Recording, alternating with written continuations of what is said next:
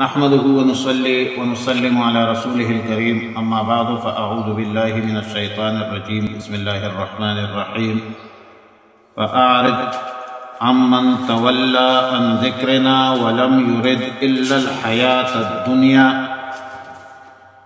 پارہ نمبر 27 سورہ النجم، رکوع 2 آیت نمبر 29 تا 31۔ آیت مذکورہ میں خطاب ہے رسول اللہ مبارک صلی اللہ علیہ وسلم کو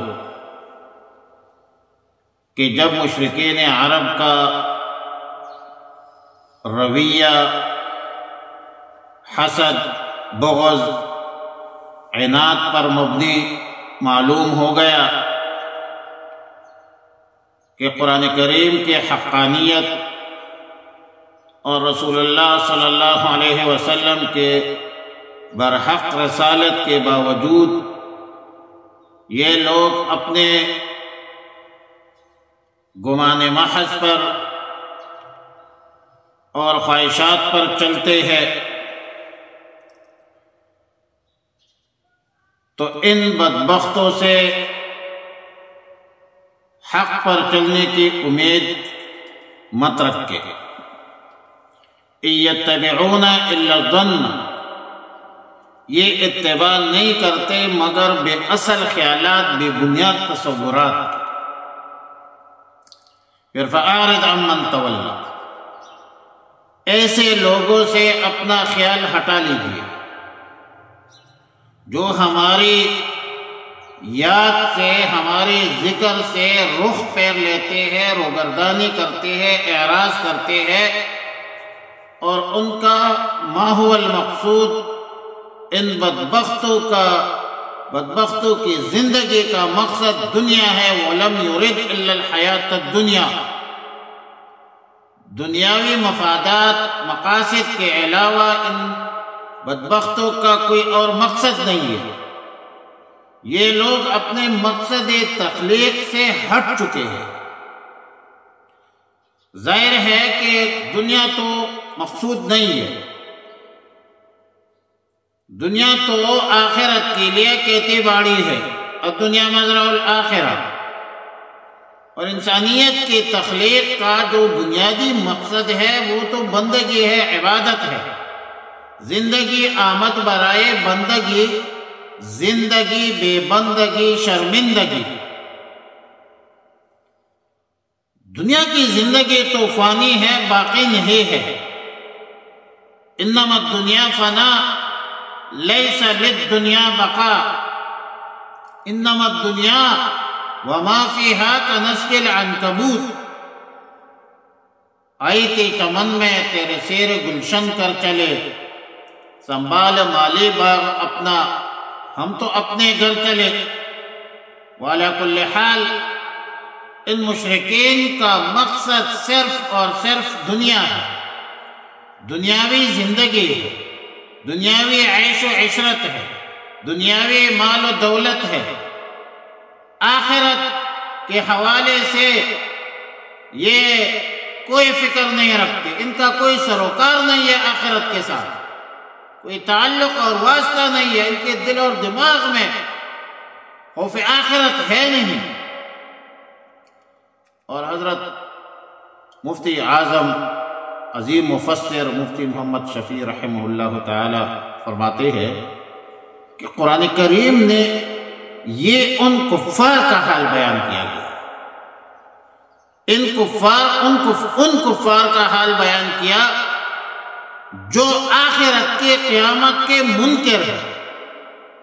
حضرت مفتی صاحب رحمۃ اللہ علیہ افسوس کرتے ہیں کہ افسوس ہے کہ انگریزوں کی تعلیم اور دنیا کے ہوا و ہوش نے آج کل ہم مسلمانوں کا یہ حال بنا دیا ہے کہ ہمارے سارے علوم، فنون، علمی ترقی کی ساری کوششیں صرف اور صرف معاشیات، اکانومی کے گرد گھومتی پھرتی ہے۔ بس آخرت کے معاملات بھول چکے ہیں، دیان میں بھی نہیں آتا، ذہن میں بھی نہیں آتا۔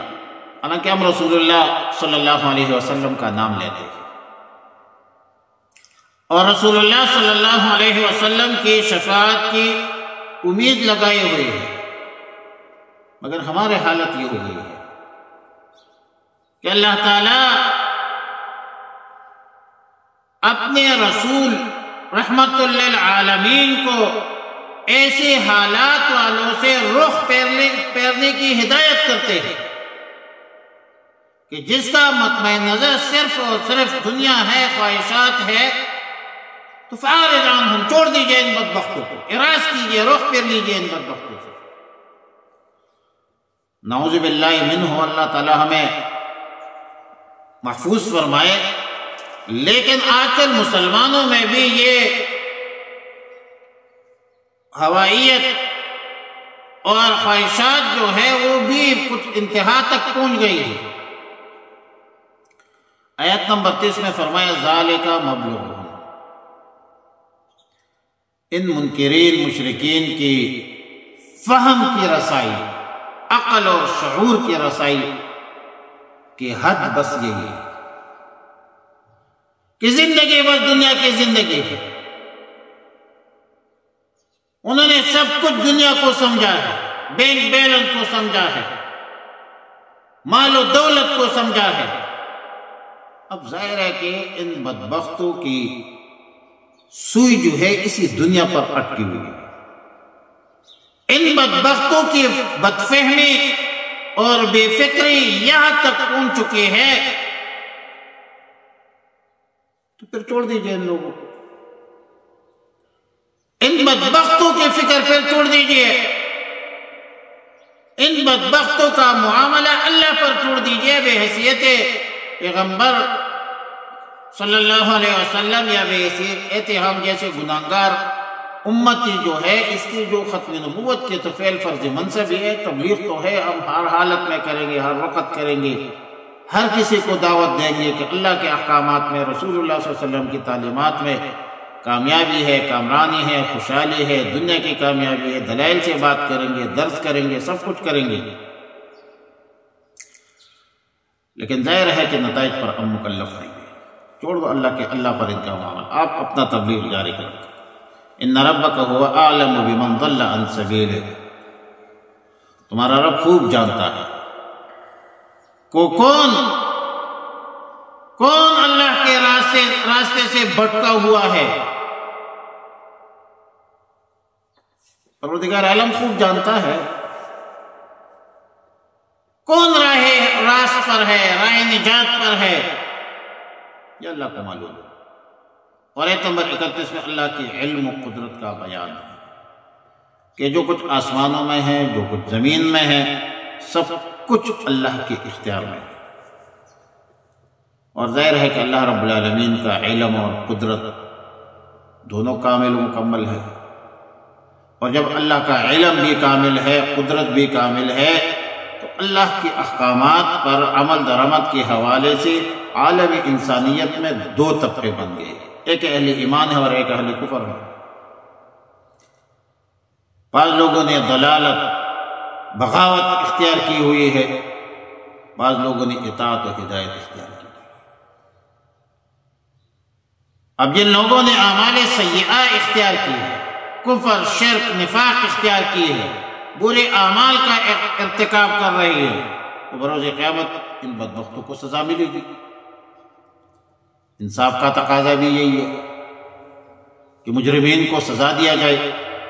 اور جن لوگوں نے اعمال صالحہ اختیار کی ہے، اللہ کے احکامات پر عمل کی ہے، رسول اللہ صلی اللہ علیہ وسلم کی تعلیمات پر عمل کر رہی ہے، تو یقیناً ان کو اجر ملے گی، ثواب ملے گی، اخروی کامیابی ملے گی۔ اور ہر بندے کا پتہ چل جائے گا فَمَن يَعْمَلْ مِثْقَالَ ذَرَّةٍ خَيْرًا يَرَهُ وَمَن يَعْمَلْ مِثْقَالَ ذَرَّةٍ شَرًّا يَرَهُ۔ اسی نے وَمَن يَعْمَلْ مِثْقَالَ ذَرَّةٍ مقدار ذرۃ، جس نے ایک ذرے کے برابر بھی خیر کا کام کیا ہے وہ بھی دکھایا جائے گا، جس نے شر کا عمل کیا ہے ایک ذرے کے مقدار پر وہ بھی دکھایا جائے گا۔ میزان عدل قائم ہوگی، کسی پر کسی قسم کی ظلم زیادتی نہیں کی جائے گی۔ اللہ رب العالمین انصاف کرنے والوں کو پسند کرتا ہے اور خود منصف ہے، انصاف کرتا ہے اللہ تعالی۔ فَأَعْرِضْ بس منہ پھیر لیجئے عمن تولا، اس سے جو منہ موڑے، ان ذکرنا، ہمارے ذکر سے، قرآن سے، ولم یرد، اور نہ چاہیے، الا نہیں چاہیے ان کو، الا الحیات الدنیا، سوائے دنیا کی زندگی کے، ذالک مبلغہم من العلم، یہ ہے رسائی ان کے علم کی بات، ان ربک هو اعلم، بے شک آپ کا رب خوب جانتا ہے، بمن ضل عن سبیلہ، اس کو جو گمراہ ہوا ہو اس کے راستے سے، هو اعلم، اور اللہ خوب جانتا ہے، بمن اہتدی، اس کو جو راہ راست پر ہے، سیدھے راستے پر چل رہی ہے، وللہ، اور اللہ ہی کے لیے ہے، ما فی السماوات، جو کچھ آسمانوں میں ہے، وما فی الارض، جو کچھ زمین میں ہے، لیجزی الذین، تاکہ بدلہ دے ان کو جنہوں نے اساءوا، برائی کی ہے، بما عملوا، ان کے اعمال کے بدلے، ویجزی الذین احسنوا، اور جزا دے ان کو احسنوا، جنہوں نے نیکی کی ہے، بالحسنى، نیکی کے بھلائی کے ساتھ۔ اللهم ربنا تقبل منا انك انت السميع العليم وتب علينا يا مولانا انك انت التواب الرحيم، استغفر الله ربي من كل ذنب واتوب اليه، صلى الله تعالى ربي من كل ذنب واتوب اليه، برحمتك يا ارحم الراحمين۔